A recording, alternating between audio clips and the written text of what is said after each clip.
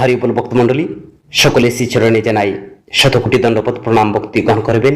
আজকে আমরা শ্রীমদ্ ভগবদ গীতার 33টি উপদেশ সম্পর্কে জানব। তো সর্বপ্রথম আমার একটি ছোট্ট অনুরোধ আপনাদের কাছে, সম্পূর্ণ ভিডিওটি শ্রবণ করবেন এবং যারা আমাদের এই চ্যানেলে নতুন রয়েছেন, পরবর্তী কৃষ্ণ সম্বন্ধীয় ভিডিও পেতে চ্যানেলটিকে সাবস্ক্রাইব করবেন। আর যারা সাবস্ক্রাইব করেছেন আপনাদেরকে অসংখ্য অসংখ্য ধন্যবাদ এবং কৃতজ্ঞতা। হরে কৃষ্ণ ভক্তমণ্ডলী, কুরুক্ষেত্রের যুদ্ধে অর্জুনকে শ্রীমদ্ ভগবদ গীতার জ্ঞান উপদেশ দিয়েছিলেন স্বয়ং পরমেশ্বর ভগবান শ্রীকৃষ্ণ। আর স্বয়ং পরমেশ্বর ভগবান শ্রীকৃষ্ণের সেই উপদেশগুলো আজকার যুগে অত্যন্ত প্রাসঙ্গিক এবং খুবই উপযোগী।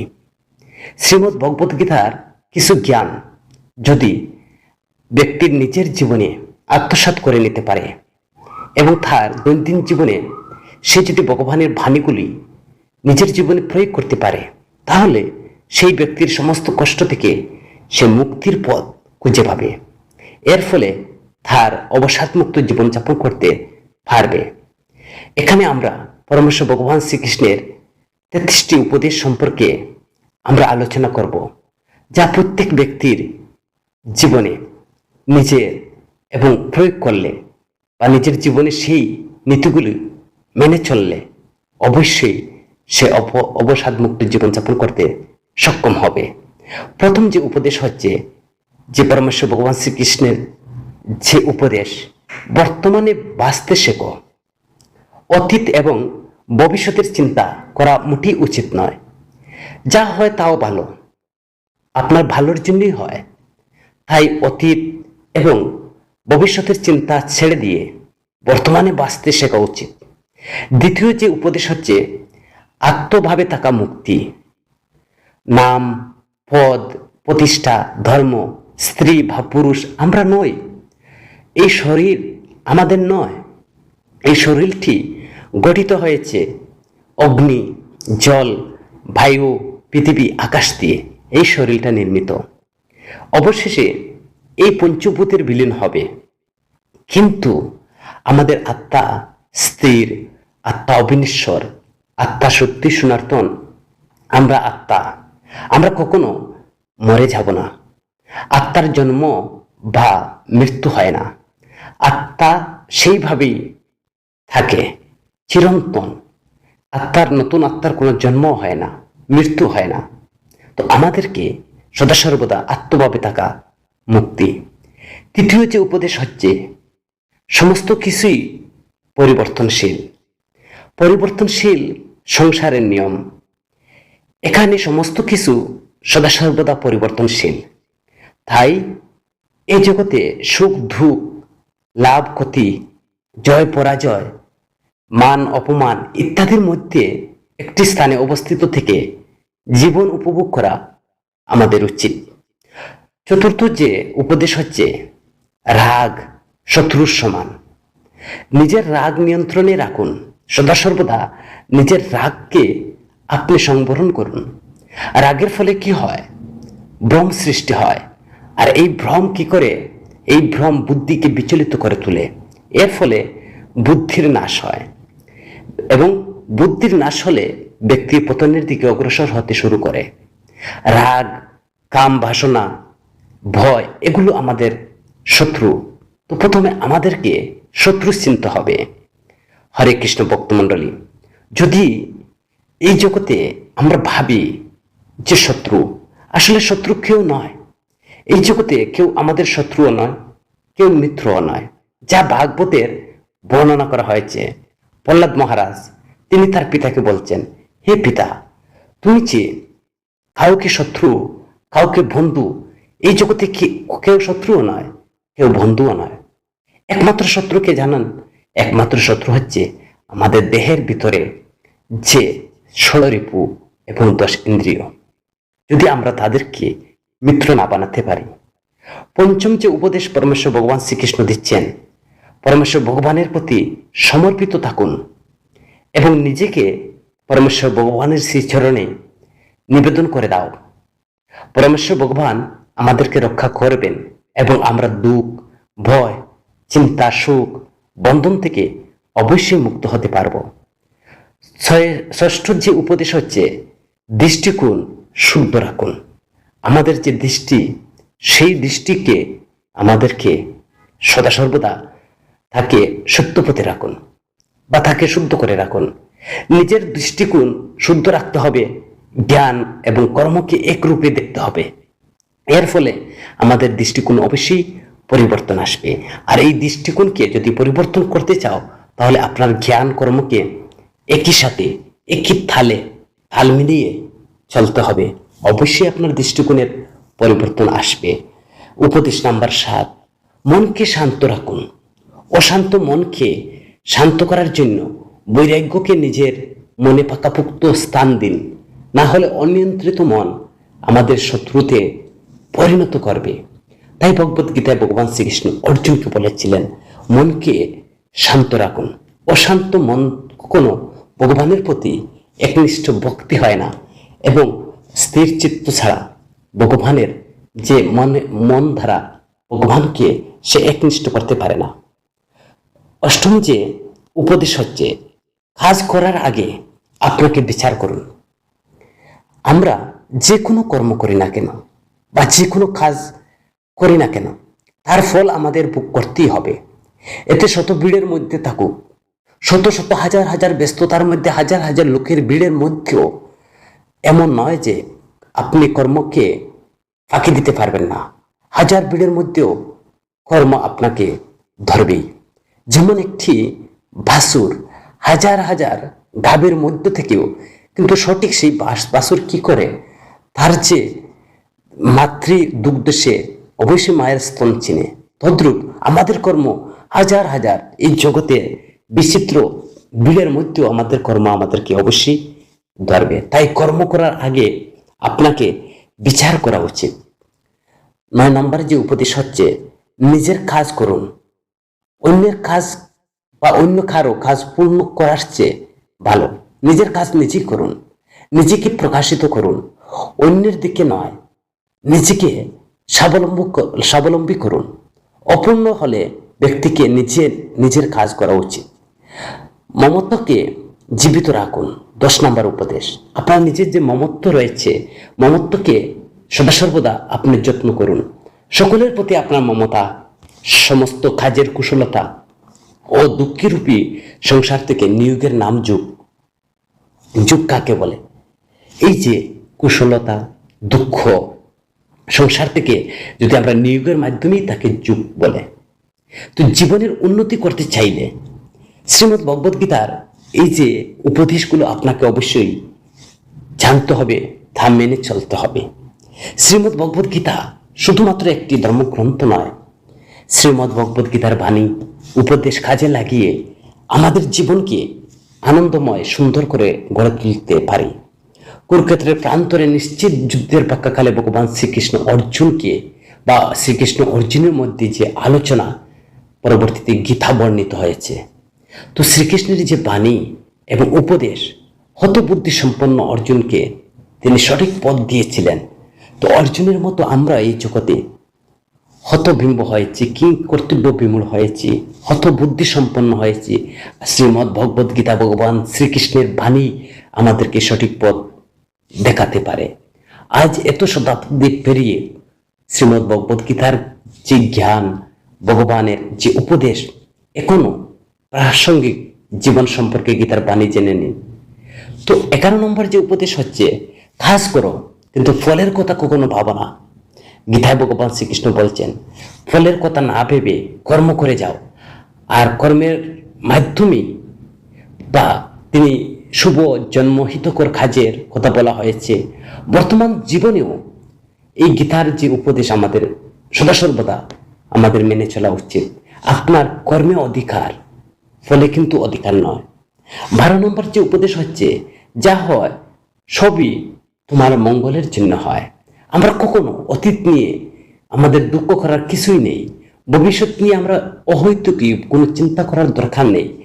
বর্তমান নিয়ে আমাদেরকে চিন্তা করা, যা ঘটেছে সেটাই হয়তো আমার ভালোর জন্য বা ভগবান আমাকে দিচ্ছেন না আমার মঙ্গলের জন্য।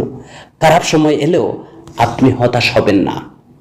আমরা ভগবানের কাছে অভিযোগ করব না যে ভগবান আমাকে দুঃখ দিচ্ছেন, সেটাও জানিও, দুঃখটাও আপনার মঙ্গলের জন্য ভগবান প্রেরণ করেছেন। মনে রাখবেন যে যা ঘটেছে সেটা তোমার ভালোর জন্য, তোমার মঙ্গলের জন্য ঘটছে। এমনকি আমার যদি এই মুহূর্তে মৃত্যুটা হয়, তাহলে সেটাকেও আমার ভালোর জন্য। কারণ পরমেশ্বর ভগবান ভগবান চাচ্ছেন আমি এই মুহূর্তে আমি এই দেহকে ত্যাগ করি। সেই মৃত্যুটাই হচ্ছে আমার দুঃখের কারণে, মৃত্যুটাই হচ্ছে মঙ্গল, কারণ ভগবানের ইচ্ছা। কাজে হতাশ হবেন না, মন খারাপ কখনো করবেন না। খারাপ সময়ের কালো মেঘ কেটে দ্রুত ভালো দিন আবির্ভাব ঘটবে।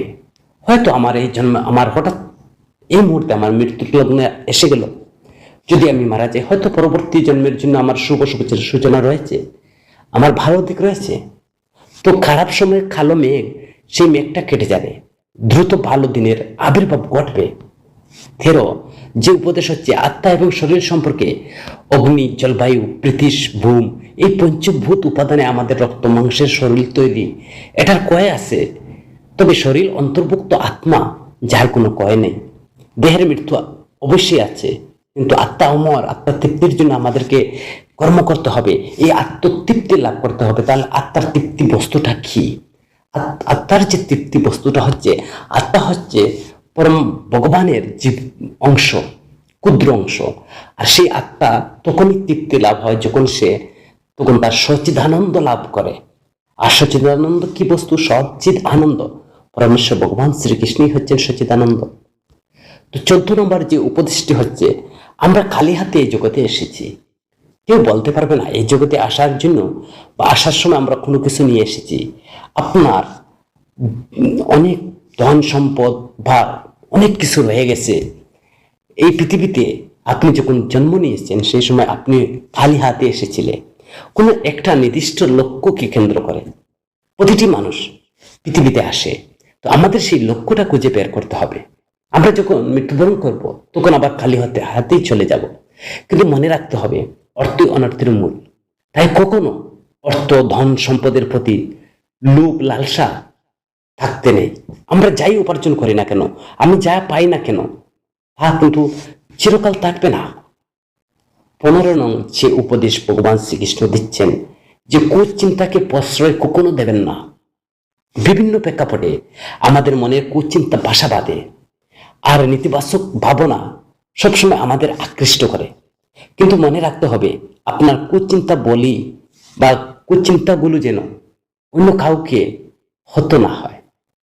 ধ্বংসাত্মক মানসিকতা নিয়ে ভালো মানুষ হওয়া যায় না। খারাপ চিন্তা ভাবনা নিয়ে আপনি ভালো কিছু করতে পারবেন না। না হবে এর জগতে ভালো, না হবে পরকালে ভালো। তাই সবসময় আমাদেরকে মনের ভিতরে কৃষ্ণ চিন্তন করা। তাই তো সুখদেব গোস্বামী ভাগবত বলছেন, হে চিন্তাশীল মানুষ, সদা সর্বদা ভগবানের কথা চিন্তা করো। তাই ভগবান শ্রীকৃষ্ণের বাণী, কুচিন্তাকে প্রশ্রয় কখনো দেবেন না। নাম্বার 16 নম্বর যে উপদেশ হচ্ছে, যে ধ্বংস অনিবার্য। প্রতিটি জড় জীবের সবসময় কিছু নির্দিষ্ট জীবনচক্র রয়েছে, কোনো কিছু স্থায়ী বা অমর নয়। এটাই জীবনের মূল্য, সত্যতা। এবং 17 নম্বর যে উপদেশ হচ্ছে, সবকিছু পরিবর্তনশীল, এই জগৎটা পরিবর্তনশীল। সময়ের সঙ্গে সঙ্গে মানুষও বদলে যায়, সমাজের বিকাশ হয়।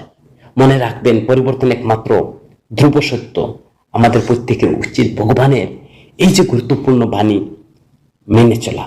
জীবনকে শান্ত, নিয়মবদ্ধ, অর্থপূর্ণ, পরিপূর্ণ করতে যদি চান, ভগবানের শ্রীমদ্ ভগবদ গীতার বাণীগুলো প্রতিদিন শ্রবণ করুন এবং নিজের জীবনে কাজে লাগান।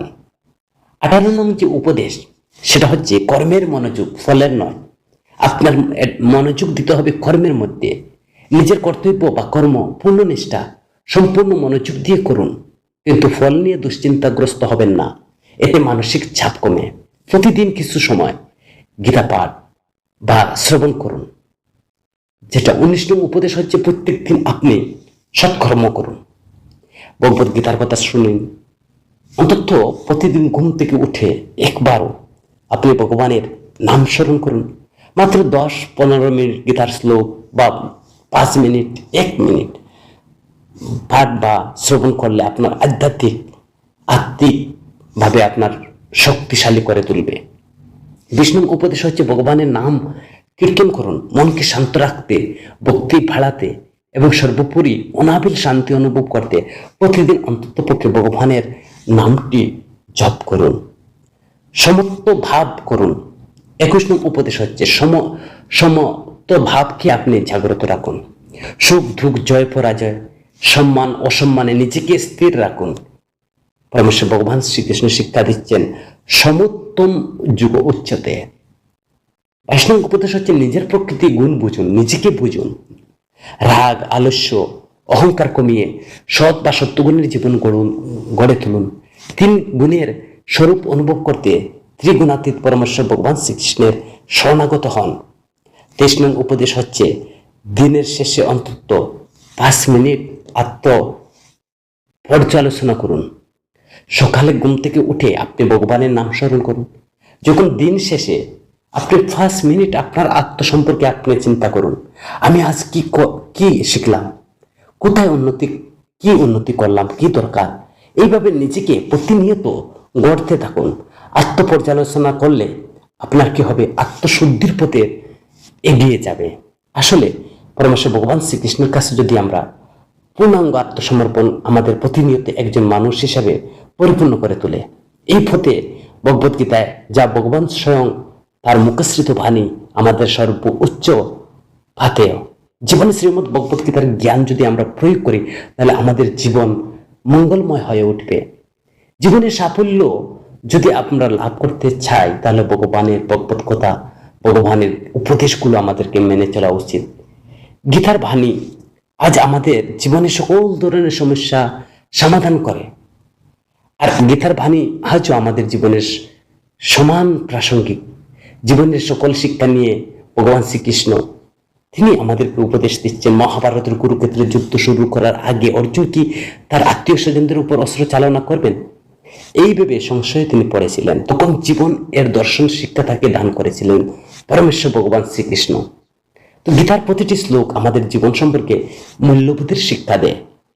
জীবনে কিভাবে বাঁচবেন, কিভাবে আপনার জীবন কাটাবেন, তার সঠিক পথ আমাদের ভগবদ্গীতায় ভগবান শ্রীকৃষ্ণ দেখিয়ে দিয়েছেন। শ্রীমদ্ ভগবদ্গীতার মধ্যে 700 শ্লোক রয়েছে। জীবনের লাভ সমস্ত সংশয়ের সমাধান খুঁজে পাবেন। সঠিকভাবে আত্মস্থ করে অনুসরণ করতে পারলে যে কেউ জীবনের সাফল্য লাভ করতে পারবেন।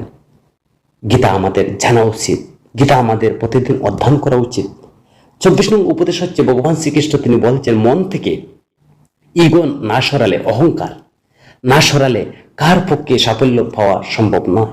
অহংকার আমাদের সাফল্যের পথে প্রধান অন্তরায়, এটা কিন্তু মনে রাখতে হবে। এই যে অহংকার, আমার মন থেকে উচ্চ নিচ বা আমি বড়, আমি ধনী, আমি জ্ঞানী, আমি শ্রেষ্ঠ, আমি মহান, এইসব ভেদ কখনো করবেন না। এই ভেদগুলো সরালে তখন আমাদের কি হবে, আমাদের যে অহংকার ইগো সরে যাবে। পরমেশ্বর ভগবান শ্রীকৃষ্ণ বলছেন, কর্ম করে যাও, ফলের আশা করো না। ফলের আশা না করে সেই ফল সাফল্য নিয়ে আসে। 25 নম্বর যে উপদেশ রয়েছে, যে ব্যক্তি যোগ জ্ঞান করে না, তার সিদ্ধান্ত নেওয়ার ক্ষমতা লুপ্ত হয়েছে, তার হৃদয়ে কোনো আবেগ নেই। কারণ ধ্যান অভ্যাস আমাদের নিজেকে চিনতে শেখায়। যে নিজেকে জানে না, যে কোনো বিষয়ে সিদ্ধান্ত নেবে কি করে? যার মনে আবেগ নেই, তার মনে শান্তি নেই, এই ধরনের ব্যক্তি জীবনে কখনো সুখী হয় না। পরমেশ্বর ভগবান শ্রীকৃষ্ণ 26 নম্বর যে উপদেশটি রয়েছে, শ্রীকৃষ্ণ ভগবদ্গীতা বলছেন যে যখন কোনো ব্যক্তি কোনো কিছু পাওয়ার আশা না করে, নিজে কর্ম করে যায়, তিনি সাফল্য অর্জন করেন। আর যার অহংকার কামনা বাসনা ত্যাগ করে কাজ করতে পারলে তার জীবনে শান্তি এবং সাফল্য অবশ্যই পাবেন। আপনাকে কি কি ত্যাগ করতে ভগবান বলছেন? আপনাকে অহংকার ত্যাগ, কামনা বাসনাকে ত্যাগ করলে আপনার জীবনে পরম শান্তি লাভ হবে। 27 নম্বর যে উপদেশ ভগবান শ্রীকৃষ্ণ, যে এক জায়গায় শ্রীকৃষ্ণ বলেছেন, হে অর্জুন, যে ব্যক্তি আমাকে যেভাবে স্মরণ করে আমি তাকে সেইভাবে ফল প্রদান করি। আমার পথ অনুসরণ করলে তবে জীবনের মুখ্য লাভ সম্ভব হবে। পরমেশ্বর ভগবান শ্রীকৃষ্ণের 28 নম্বর যে শিক্ষা উপদেশ, হে অর্জুন, তোমার কাজ করে যাও, সব রকম অধিকার আছে। আর এই কাজের ফল কি হতে পারে তা নিয়ে ভেবো না, বা তা ভেবে সময় নষ্ট করো না। সামনে যাই হোক না, যাই ঘটুক না কেন, কোনো অবস্থাতে নিজের যে কর্তব্য দায়িত্ব থেকে কখনো পিছু হটো না। আমাদের সকলের কর্তব্য ভগবান এইসব বাণীগুলা আমাদের হৃদয়ের মধ্যে লালন করা, প্রতিদিন মেনে চলা। জীবনকে যদি আমরা সাকসেসফুল করতে চাই, ভগবদ্গীতার জীবনের আসল অর্থ ব্যাখ্যা করে। গীতার বাণী যদি সঠিকভাবে অনুসরণ করতে পারলে সাফল্যের পথ সন্ধান পাওয়া যায়। আমাদের প্রত্যেকের উচিত ভগবদ্গীতার পাঠ বা জরুরি শ্রবণ করা। গীতা বাণী জীবনে সাফল্যের মূল ভিত্তি, জীবনে সাফল্যের সন্ধান দেয়। আপনি সংকট বা সংশয়ের মুখে পড়বেন, তখন গীতার বাণী আপনাকে আশ্রয় দিবে। জীবনে জন্ম মৃত্যুর মতো অবধারিত। গীতায় ভগবান শ্রীকৃষ্ণ বলছেন, যার জন্ম হয়েছে তার মৃত্যু অবশ্যই হবে। মৃত্যুর কথা ভেবে আতঙ্কিত হওয়ার কিছুই নেই। প্রিয়জনের মৃত্যুতে ভেঙে পড়ার প্রশ্নই উঠে না। কোনো মানুষ সবাইকে সন্দেহ চোখে দেখে, এই প্রবণতা থাকে। কোনো কারণ ছাড়াই এরা সবাইকে সন্দেহ করে। কিন্তু যারা অন্যকে সন্দেহ করে তারা জীবনে কখনো খুশি বা সুখী হতে পারে না। পরমেশ্বর ভগবান শ্রীকৃষ্ণ আপনাকে বা সব সমস্যা থেকে মুক্ত করতে পারেন।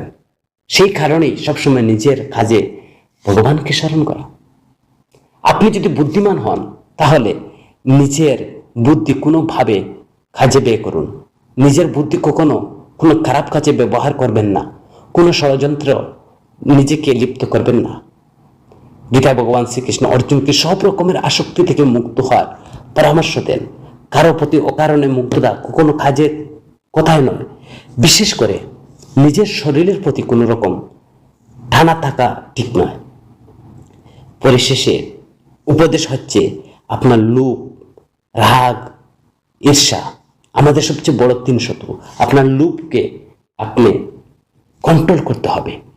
রাগ, ঈর্ষা, এই 3টা বস্তু আমাদের জীবনের বড় শত্রু। আর এই 3 শত্রু আমাদেরকে কি করে, নরকের রাস্তাকে আমাদেরকে সোজা ধরিয়ে দেয়। তো পরমেশ্বর ভগবান শ্রীকৃষ্ণের বাণীগুলো আমাদের প্রত্যেকের মেনে চলা উচিত।